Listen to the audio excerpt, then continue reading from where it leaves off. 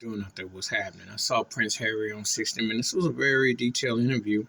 Um, he spoke directly. I mean, a lot of people, he spoke about his past, where he's with his wife, etc.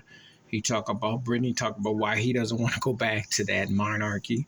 He talked about what he overviewed with his wife was about her being American, her being black, an actress, biracial. He tapped into the things that a lot of white folks don't like to talk about and like to hear. you know. He says they're not renouncing who he is because that's his DNA and his bloodline. However, he wants no parts of it. Blames the stepmother, talks about the pain and trauma of losing his mother. Who cannot relate to that if you have lost a parent, especially in horrific, freakish nature? Which I still say his mother was murdered, and his father being stoic and cold, and his brother taking on those trades to see no evil, hear no evil. And I'm not saying that he don't have his shortcomings, because Harry got a pass. They'll be able to explain away the Nazi outfit or blackface, etc. And all that. But then when he came to realization that the British newspaper, the paper, was racist and a bigot, and put out context about what he encountered, he got his wake-up call. I have this conversation with white folk all the time. I say, you ain't got to be black to see what's going on.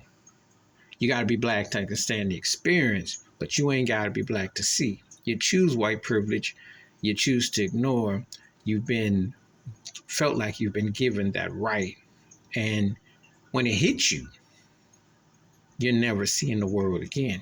You're never going to say some things you said, because it changes the dynamic. And I say, yeah, if you're white, if you get around someone that's black and you see things through those lenses, or you get a glimpse of what it's really like, you're going to look at things a lot differently. And the guy done gotten an education up close and personal about not only about his people, but how things go.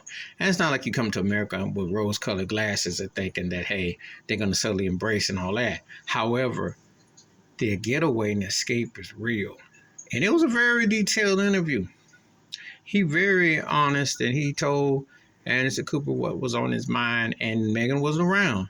So for people thinking that she's, pulling the strings or, in his ear, he sounded very forthright. He sounded like he had seen some things that he, definitely flipped the script. So it was interesting, and I mean, like I said before, I ain't gonna buy no book and I ain't all that, but I did have respect for his mother. I think his mother was one of the few people that made them people seem sane and halfway gave them a pulse and didn't come across fake and artificial. She's one of the few that they played a joke on her and she turned out to be something unique.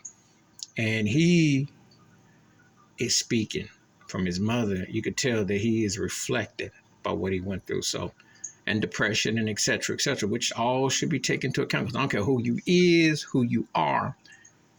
You lose a parent or you lose somebody close to you like that, and no amount of money or all that other stuff is going to matter. It's still going to tug at you. He still hasn't really said he cried from losing his mother, and he still was in search.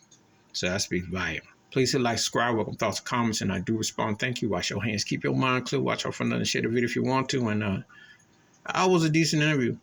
That was pretty detailed. And I give him props on that. I'm out.